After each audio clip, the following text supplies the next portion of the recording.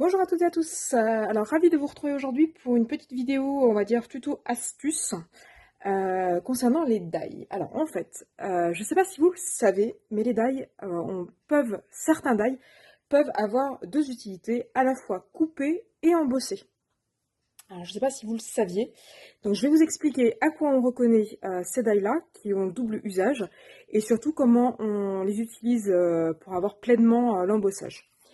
Alors, je vous donne des exemples. Ça, c'est un set de die de chez Action, dans les derniers sorties. Donc là, par exemple, on a un motif de fleurs. Ici, en fait, votre die, il va juste couper. Alors, il y a deux fleurs qui sont l'une dans l'autre.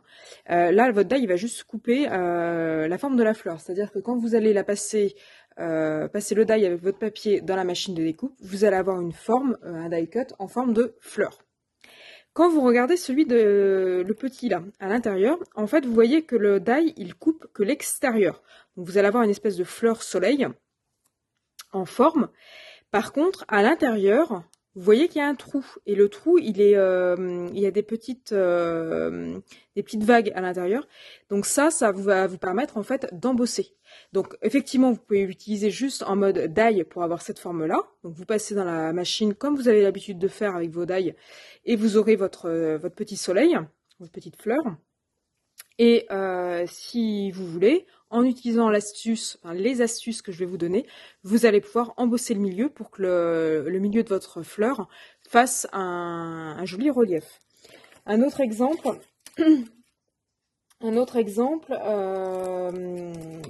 ceci, donc ça c'est un die de chez Action qui était à 99 centimes. Il y a très très longtemps qu'il n'y en a plus en rayon. Donc là, c'est pareil. Quand vous allez découper, vous voyez, vous avez le die qui va couper au niveau du contour et un tout petit peu là, juste au milieu. Et ensuite, vous voyez que là, vous avez des trous. Donc ces trous-là, en fait, servent à embosser. Alors, je ne sais pas si vous le saviez. Et si vous savez surtout vous en servir pour avoir cet embossage qui apparaît. Donc là, si vous découpez, bah, vous avez juste votre forme et ensuite vous pouvez aussi embosser pour avoir tous les reliefs à l'intérieur. Un autre exemple, ici avec ce set de die de chez Action sur le fait main, pardon, ce que j'appelle les die colorés, parce qu'en fait l'emballage, ils ont tous des couleurs. Là vous avez, si la mise au point veut bien se faire, vous avez voilà, un seau.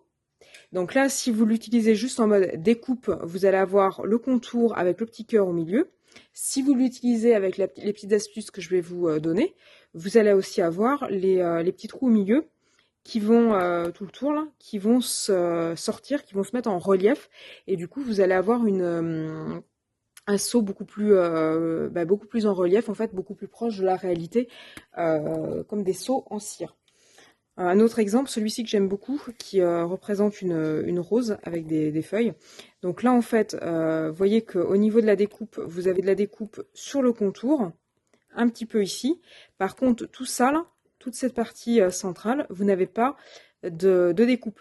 Ce qui fait que si vous le découpez juste en mode die classique, le milieu de votre fleur là va être uniforme et ça va pas être forcément très très joli, ça va pas forcément ressembler à une rose. Tandis que si vous l'embossez, vous allez avoir toutes les petites circonvolutions là qui vont apparaître et ça va vraiment ressembler à une rose en bouton. Donc, comment on fait pour exploiter au maximum ces die-là? Donc, pour ça, il vous faut la copine, la machine de découpe. Donc là, j'ai mon sandwich composé de ma plaque blanche, ma plaque C. Donc, on va tester sur celui-là. Donc, je vais l'ouvrir.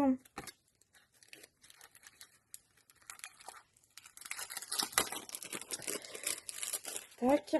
Alors, hop. Donc, je vais mettre mon die. Je vais prendre une feuille de papier. Je vais le découper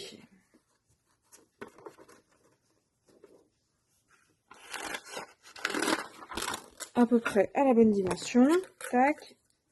Tac. Donc, jusque-là, hein, j'ai rien inventé. On passe tout ça dans la moulinette.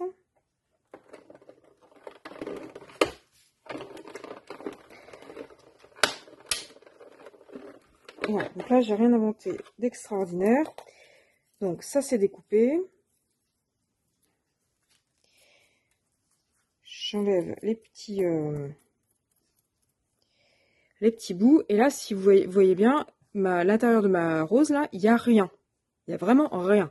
Quand vous passez votre doigt, c'est lisse, c'est plat. Donc du coup, ça ressemble moyennement à une rose, quoi. Le tour, là, on voit bien les pétales, on voit bien la feuille. Mais là, ça paraît pas fini. Donc c'est là qu'intervient ma petite astuce. Je refais mon sandwich. Je refais mon sandwich avec mes 2 plaques. Tac, tac. Je vais venir donc remettre ma découpe sur mon die. Donc là, logiquement, elle rentre très très bien, vu qu'elle en est issue. Je vais mettre, c'est là que la magie opère, je vais mettre ceci. Alors, qu'est-ce que ceci? Ceci, c'est un tapis en silicone. Tapis de cuisine, basique. Tapis de cuisson. Un tapis de cuisson silicone basique, voilà. Vous voyez, ça se tend dans tous les sens.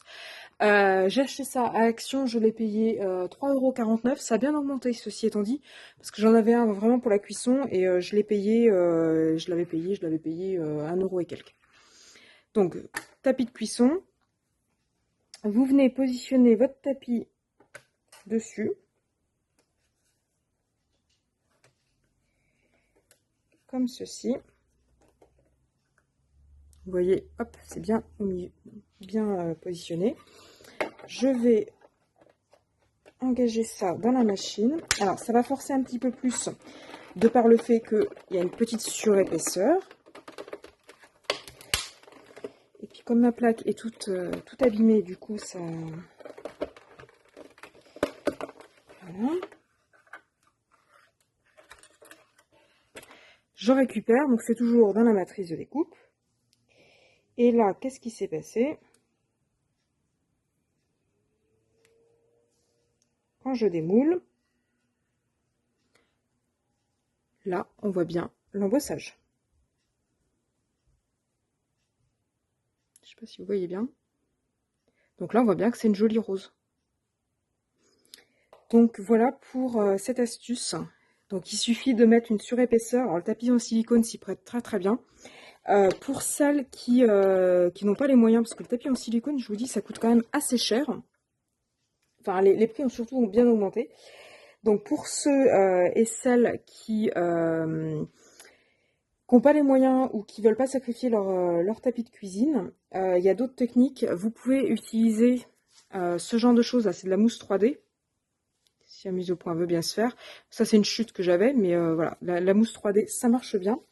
Ça risque aussi de découper, donc voilà, c'est pas très grave. À la limite, ça peut vous faire des die cuts en surépaisseur. Vous pouvez aussi utiliser ce genre de choses. Ça, c'est de la mousse qu'on récupère dans les colis. Vous voyez? Donc là aussi, ça marche bien. Pour créer une surépaisseur. Et puis ça, en plus, vous pouvez aussi garder les die cuts. Donc voilà. Un tapis de souris aussi, si vous avez des tapis de souris qui font un petit peu la gueule et que vous voulez pas les garder dans votre bureau, ça marche très très bien. Du moment que vous avez une surépaisseur un peu molle, on va dire, du coup ça embosse très très bien. Donc voilà pour cette astuce. Je ne sais pas si vous la connaissiez ou pas, si vous utilisez vos die à fond ou si vous utilisez juste le côté découpe et pas le côté embossage. Donc dites-moi ce que vous pensez de mon astuce, si vous la connaissiez, si vous la connaissiez pas, si vous allez l'utiliser ou si vous ne l'utiliserez pas. Donc dites-moi ce que vous avez pensé de mon astuce. Laissez-moi tout ça en commentaire. Ils sont faits pour ça. N'hésitez pas non plus à me mettre en commentaire ce que vous aimeriez voir sur ma chaîne. Si vous voulez un peu plus de tutos, un peu plus de haul. Là, il y a quelques temps que j'ai pas fait de haul, mais c'est que j'ai rien trouvé de spécial à Action ou à Nose. Donc je vais pas acheter juste pour acheter. Donc là, pour l'instant, il n'y a pas eu de nouveautés. Il me manque encore des die de chez Action, mais je les trouve pas en magasin. Et puis chez Nose, là, il y a quelques temps qu'il n'y a pas eu de produits purs scrap, on va dire, des die ou des matrices de découpe ou des tampons. Donc voilà, donc je vais pas acheter juste pour faire des vidéos. Hein. Mais dites-moi ce que vous aimeriez voir, si vous voulez un peu plus de tutos, un peu plus d'astuces, un peu plus de haul. n'hésitez pas non plus à me mettre tout ça en commentaire. De manière plus générale, si vous aimez mes vidéos, n'hésitez pas à liker et à vous abonner à ma chaîne pour être tenu au courant des futures vidéos que je pourrai poster. Et puis moi je vous dis à bientôt sur ma chaîne YouTube.